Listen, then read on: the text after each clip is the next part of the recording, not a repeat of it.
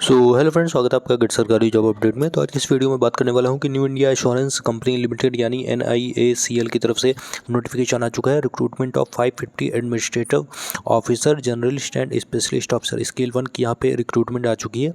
तो देखते हैं यहाँ पे कितनी रिक्रूटमेंट है, कितनी वैकेंसी आपको देखने को मिलेगी। टोटल आपको 550 वैकेंसी आपको देखने को मिल रही है। 550 officer, journalist and specialist officer scale 1 की आपकी जॉब होने वाली है। और वैकेंसी की बात करें तो रिस्क इंजीनियर्स में टोटल आपको 50 वैकेंसी आपको देखने को मिल रही है। ऑटोमोबाइल इंजीनियरिंग में आपको 75, लीगल स्पेशलिस्ट में 50, अकाउंट स्पेशलिस्ट में आपको 25, AO में आपको 50 और IT स्पेशलिस्ट में आपको 25 वैकेंसी देखने को मिल रही है। बिजनेस एनालिस्ट में 75, कंपनी सेक्रेटरी में आपको 2 वैकेंसी देखने को मिल रही है। और एक्टोरियल स्पेशलिस्ट में आपको 5 वैकेंसी देखने को मिल रही है। जर्नलिस्ट में आपके 193 वैकेंसी आपको देखने को मिल रही है। टोटल आपको 550 वैकेंसी आपको यहाँ पे देखने को मिल रही है।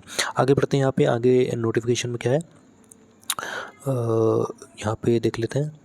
नेशनलिटी आपकी यहाँ पे आपकी इंडियन होनी चाहिए। और ऑनलाइन आपका रजिस्ट्रेशन 7 अगस्त से स्टार्ट हो चुका है। 30 अगस्त 2025 तक आपका ऑनलाइन रजिस्ट्रेशन आपका चलने वाला है। और फेज फर्स्ट का ऑनलाइन एग्जामिनेशन यानी प्री एग्जामिनेशन आपका 14 सितंबर 2025 को यहाँ पे कंडक्ट होने वाला है। और फेज 2 ऑनलाइन एग्जामिनेशन आपका जो मेंस एग्जामिनेशन है वो आपका 29 अक्टूबर 2025 को आपका कंडक्ट होने वाला है।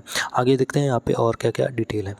तो बात करें तो यहाँ पे प्रोबेशन पीरियड आपका candidate appointed in the officer cadre in regular payrolls of the company shall be on the probation for a period of 1 year from the date of joining the duty. आपका 1 year का probation period होने वाला है।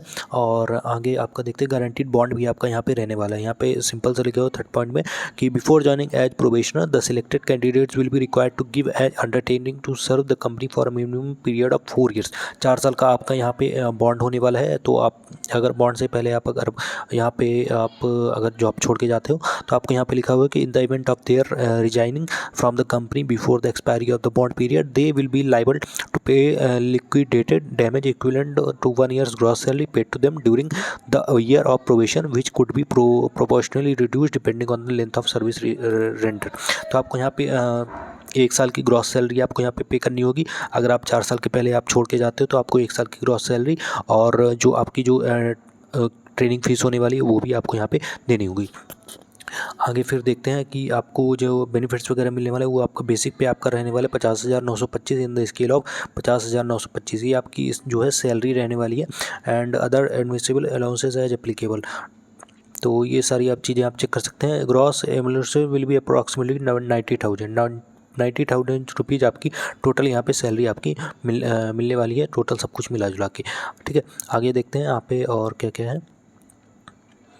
तो educational qualification यहाँ पे देख सकते हैं। Candidate must possess minimum qualification of a graduate आपने ग्रेजुएशन कर रखी है तो आप यहाँ पे बिल्कुल अप्लाई कर सकते हैं। किसी भी स्ट्रीम से आपने ग्रेजुएशन कर रखी है तो आप यहाँ पे अप्लाई कर सकते हैं। 60 यहाँ पे एक चीज़ और लिखी है, any discipline from recognised university at any equivalent qualification recognised such as central government with at least 60% marks. 60% marks के साथ आपने अपनी ग्रेजुएशन कंप्लीट कर रखी है तो आप यहाँ पे अप्लाई कर सकते हैं। और SC ST PWD वाले कैंडिडेट्स हैं, अगर 55% मार्क्स अगर हमने स्कोर किए हैं तो आप यहाँ पे अप्लाई कर सकते हैं। स्पेशलिस्ट ऑफिसर के लिए यहाँ पे जो मिनिमम क्वालिफिकेशन है वो रिस्क इंजीनियर के लिए आपकी इंजीनियरिंग ग्रेजुएशन एनी डिसिप्लिन में आपने 60% मार्क्स के साथ आपने क्वालिफिकेशन ग्रेजुएशन कर रखी है तो आप यहाँ पे अप्लाई कर सकते हैं। ऑटोमोबाइल इंजीनियरिंग के लिए BTech ME MTech आपने कर रखी है ऑटोमोबाइल इंजीनियर से 60% मार्क्स के साथ तो आप अप्लाई कर सकते हैं।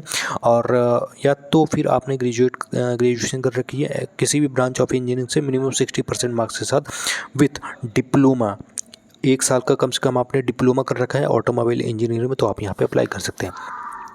लीगल स्पेशलिस्ट में आपने अगर ग्रेजुएशन या फिर पोस्ट ग्रेजुएशन इन लॉ में कर रखी है आपने 60% मार्क्स के साथ तो आप अप्लाई कर सकते हैं। अकाउंट स्पेशलिस्ट में आपने चार्टर्ड अकाउंटेंट CA कर रखा है तो आप यहाँ पे अप्लाई कर सकते हैं। एंड ग्रेजुएशन पोस्ट ग्रेजुएशन आपने कर रखा है तो आप बिल्कुल अप्लाई कर सकते हैं।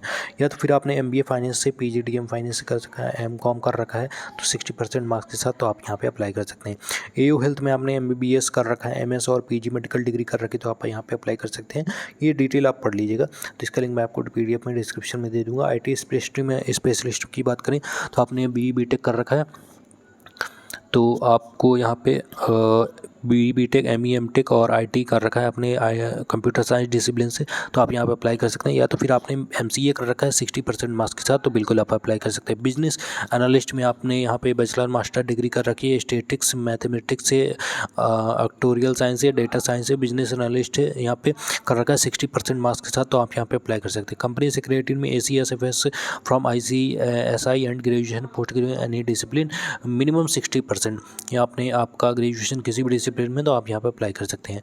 फिर उसके बाद एक्टोरियल स्पेशलिस्ट में आपने ग्रेजुएशन पोस्ट ग्रेजुएशन किसी भी डिसिप्लिन से कर रखा है 60% मार्क्स के साथ, तो आप यहाँ पे अप्लाई कर सकते हैं। और cleared minimum for actuarial papers from IAI और IFOA नेसेसरी इंक्लूडिंग CM1, तो आपने यहाँ पे मिनिमम एक्टोरियल पेपर्स आप यहाँ पे कर रखा है, तो आप यहाँ पे बिल्कुल अप्लाई कर सकते हैं। आगे बात करते हैं कि यहाँ पे एज लिमिट आपकी क्या रहने वाली है। तो एज लिमिट आपकी 21 साल से 30 साल तक की आपकी यहाँ पे एज लिमिट रहने वाली है। और आपका जो बर्थ है वो आपको 2 अगस्त 1995 से पहले नहीं हुआ होना चाहिए और 1 अगस्त 2004 के बाद नहीं होना चाहिए। आगे बात करते हैं यहाँ पे कैटेगरी। तो जैसे कि जो एज रिलैक्सेशन वगैरह मिलता है आपको शेड्यूल कास्ट में 5 साल का, अदर बैकवर्ड क्लास में 3 साल का, और यहाँ पे PWD कैंडिडेट्स के लिए यहाँ पे 10 साल का जो मिलता है एज रिलैक्सेशन, वो आपको यहाँ पे देखने को मिलेगा। और बात करते हैं यहाँ पे आगे डिसेबल्ड कैंडिडेट हैं, तो बिल्कुल यहाँ पे उनको रिलैक्सेशन वगैरह आपको देखने को मिल जाएगा। आगे बढ़ते हैं, आगे यहाँ पे क्या क्या लिखा हुआ है। आगे यहाँ पे सिलेक्शन प्रोसीजर आपको देखने को मिल रहा है। सिलेक्शन प्रोसीजर आपका यहाँ पे फेज फर्स्ट आपका प्री एग्जामिनेशन होने वाला है। प्री एग्जाम आपका 100 मार्क्स का होगा और यहाँ पे 3 सेक्शन आपके रहने वाले हैं। और इसका जो पैटर्न है वो आप देख सकते हैं यहाँ पे। तो इसका पैटर्न यहाँ पे इंग्लिश लैंग्वेज आपका ऑब्जेक्टिव रहने वाला है, 30 क्वेश्चन 30 मार्क्स का, 20 मिनट आपकी टाइमिंग रहने वाली है। रीजनिंग एबिलिटी में आपके 35 क्वेश्चन 35 मार्क्स के, 20 मिनट टाइमिंग। और क्वांटिटेटिव एप्टीट्यूड में आपके 35 क्वेश्चन 35 मार्क्स और 20 मिनट टाइमिंग आपकी रहने वाली है। टोटल आपके 100 क्वेश्चन रहने वाले हैं 100 मार्क्स के और 60 मिनट आपकी टाइमिंग रहने वाली है। फिर आता है आपका फेज 2 एग्जामिनेशन, मेंस एग्जामिनेशन। इसमें आपका जो ऑब्जेक्टिव टेस्ट होने वाला है वो 200 मार्क्स का होने वाला है और डिस्क्रिप्टिव आपका 30 मार्क्स का होने वाला है। तो both the objective and descriptive test will be online आपका यहाँ पे होगा। और ऑब्जेक्टिव टेस्ट आपका 2.5 hours duration will be as follows. 2.5 hours का आपका ऑब्जेक्टिव टेस्ट होने वाला है। 5 minutes of time before the start of exam will be provided for the text to be written in the space provided in the call letter. तो जैसे कि हर exam में होता है आपको 5 मिनट आपको जो टेक्स्ट एग्जाम से पहले आपको लिखना होता है आपके एडमिट कार्ड पे, वो आपको लिखने का टाइम आपको 5 मिनट मिलेगा। ठीक है, अब बात करते हैं यहाँ पे टेस्ट ऑफ रीजनिंग। जनरल्स के लिए यहाँ पे टेस्ट ऑफ रीजनिंग आपका, रीजनिंग में आपका 50 क्वेश्चन 50 मार्क्स, इंग्लिश हिंदी दोनों में आपका मीडियम ऑफ एग्जाम रहने वाला है। 40 मिनट का आपका टाइमिंग मिलने वाला है। फिर बात करते हैं यहाँ पे इंग्लिश लैंग्वेज में। तो इंग्लिश लैंग्वेज में आपको यहाँ पे 50 क्वेश्चन 50 मार्क्स के 40 मिनट का आपको टाइमिंग मिलने वाला है। और जनरल लैंग्वेज में आपको 50 क्वेश्चन 50 मार्क्स 30 मिनट का टाइम मिलेगा। टेस्ट ऑफ क्वांटिटेटिव एप्टीट्यूड में आपको 50 क्वेश्चन 50 मार्क्स 40 मिनट का आपको टाइम मिलेगा। टोटल आपके 200 क्वेश्चन 200 मार्क्स के आपके रहने वाले हैं। स्पेशलिस्ट ऑफिसर के यहाँ पे रीजनिंग का आपका number of question 40 marks 30 minute की टाइमिंग। इंग्लिश में आपकी 40 क्वेश्चन 40 मैक्सिमम मार्क्स और 30 मिनट आपकी टाइमिंग रहने वाली है। और फिर बात करते हो यहाँ पे जनरल अवेयरनेस में आपकी 40 क्वेश्चन 40 मिनट आपकी 25 मिनट्स टाइमिंग। और टेस्ट ऑफ क्वांटिटेटिव एप्टीट्यूड में 40 क्वेश्चन 40 मार्क्स 30 मिनट की टाइमिंग। और in specialist stream and additional test of assess technical and professor knowledge.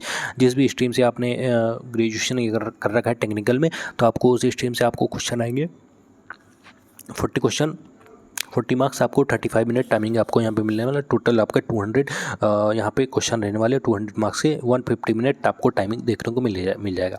फिर आता है डिस्क्रिप्टिव टेस्ट। आपका descriptive test 30 minute duration of with 30 marks. 30 minutes का आपका डिस्क्रिप्टिव होगा और 30 मार्क्स आपको यहाँ पे देखने को मिलेंगे। लेटर राइटिंग आपका 10 मार्क्स का और ऐसे 20 मार्क्स का आपका रहने वाला है। अब आगे बात करते हैं यहाँ पे। तो अगला फेज आता है आपका यहाँ पे इंटरव्यू। तो इंटरव्यू में आपको यहाँ candidates who has been shortlisted and at the end of phase 2, अगर आप मेंस एग्जाम में यहाँ पे सिलेक्ट हो जाते हैं तो आपका यहाँ पे फाइनल इंटरव्यू होने वाला है। और इंटरव्यू आपका जो रहने वाला है वो weightage ratio of online examination and interview. तो आपका ऑनलाइन एग्जामिनेशन का और जो इंटरव्यू है उसका वेटेज आपका 75-25 75/25 आपका रहने वाला है। Centre address and the venue of time and date of interview will be inform to the shortlisted candidate. आपका इंटरव्यू जो लोकेशन जो रहने वाला है वो आपको ईमेल के द्वारा आपको यहाँ पे बता दिया जाएगा। और यहाँ पे आपको आइडेंटिटी प्रूफ, आपको फ़ोटो वगैरह आपको यहाँ पे अपलोड कर देनी है फॉर्म भरते समय। फिर उसके बाद एप्लीकेशन फ़ीस की बात कर लेते हैं दोस्तों। यहाँ पे SC/ST के लिए यहाँ पे 100 रुपीज़ आपकी फ़ीस रखी गई है। और ऑल अदर कैंडिडेट्स यहाँ पे जो जनरल कैंडिडेट्स हैं कि जनरल कैटेगरी के कैंडिडेट्स हैं उनके लिए यहाँ पे 850 रुपये एप्लीकेशन फ़ीस रखी गई है। ठीक है, एग्जामिनेशन सेंटर आपको यहाँ पे देखने को मिल जाते हैं। यहाँ पे देखते हैं फेज़ 1 एग्जामिनेशन सेंटर आपको यहाँ पे आप अपना एग्जामिनेशन सेंटर चेक कर सकते हैं। आपको अगर हम छत्तीसगढ़ की बात करें तो भिलाई, बिलासपुर, रायपुर में आपको एक प्रीलिम्स एग्ज़ाम का सेंटर मिल जाता है। और फिर दिल्ली की बात करें तो दिल्ली, फरीदाबाद, गाजियाबाद, ग्रेटर नोएडा, गुड़गांव, NCR में आपको एग्जामिनेशन सेंटर देखने को मिल जाते हैं। फिर उसके बाद हम बात करते हैं हिमाचल प्रदेश में, तो हमीरपुर, कांगड़ा, कुल्लू, मंडी, शिमला, ऊना, बिलासपुर, यहाँ पे आपको हिमाचल प्रदेश में आपको एग्जामिनेशन सेंटर देखने को मिलेंगे। फिर हम बात करते हैं मध्य प्रदेश में, तो मध्य प्रदेश में आपको जो एग्जामिनेशन सेंटर देखने को मिल रहे हैं भोपाल, ग्वालियर, इंदौर, जबलपुर, सागर, सतना, उज्जैन, ये आपके एग्जामिनेशन सेंटर होने वाले। और अपने स्टेट के अकॉर्डिंग आप अपने एग्जामिनेशन सेंटर प्रीलिम्स एग्जाम्स के लिए आप चेक कर सकते हैं। और फेज़ 2 यानी मेंस एग्जामिनेशन का जो एग्जामिनेशन सेंटर है वो गुजरात में आपका अहमदाबाद और गांधीनगर होने वाला है। दिल्ली में आपका दिल्ली और NCR होने वाला है। छत्तीसगढ़ में आपका रायपुर रहने वाला है। चंडीगढ़ में आपका चंडीगढ़, मोहाली रहने वाला है। बिहार में आपका पटना रहने वाला है। मध्य प्रदेश में बात करें तो मध्य प्रदेश में भोपाल और इंदौर आपका यहाँ पे सेंटर रहने वाला है। और आप अपने स्टेट के अकॉर्डिंग आप अपना जो एग्जामिनेशन सेंटर है वो मेंस एग्जामिनेशन का चेक कर लीजिएगा। ठीक है, उसके बाद आपको अप्लाई कैसे करना है, आपको ऑनलाइन जाके अप्लाई करना है। एप्लीकेशन रजिस्ट्रेशन वगैरह आपको कर लेना ऑनलाइन ऑफिशियल वेबसाइट से। वहाँ से आपको सारी चीज़ें अपलोड कर देनी है, फ़ोटो वगैरह, और उसके बाद आपको यहाँ पे अप्लाई करना है। और यहाँ पे डिक्लेरेशन भी लिखा हुआ है कि आपको डिक्लेरेशन भी आपको फ़ोटो खींच के अपलोड करना होगा।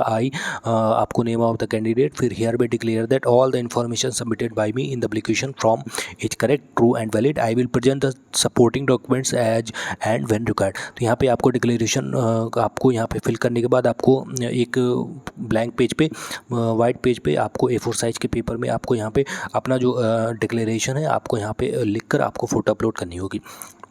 फिर उसके बाद आगे बढ़ते हैं। यहाँ पे आगे क्या लिखा हुआ है, लगभग मैंने सभी चीज़ बता दी। पेमेंट ऑफ फीस आपको सभी कुछ ऑनलाइन करना है। लाइव फोटोग्राफ कैप्चर भी यहाँ पे आपकी होने वाली है। ठीक है, तो ये फॉर्म आपको कैसे भरना है ये आप PDF में डिटेल में पढ़ सकते हैं। और लगभग मैंने आपको सब चीज़ बता दी है। और आपको ये PDF मैं डिस्क्रिप्शन में दे दूँगा, तो डायरेक्टली आप PDF डाउनलोड कर सकते हैं। फिर उसके बाद आपको ऑफिशियल वेबसाइट पे जाके आपको अपना जो फॉर्म फिल करना है वो आप फॉर्म फिल कर सकते हैं। ठीक है, तो आई होप आपको समझ में आ चुका होगा। सारी डिटेल मैंने आपको लगभग अच्छे से मैंने आपको बता दी है। तो आई होप आपको सारी चीज़ें समझ में आ गई होंगी। PDF का लिंक मैं आपको डिस्क्रिप्शन में दे दूँगा, तो डायरेक्टली आप वहाँ जाके PDF डाउनलोड कर लीजिएगा। ठीक है, तो इस वीडियो में इतना, मिलते हैं नेक्स्ट वीडियो में। Thank you.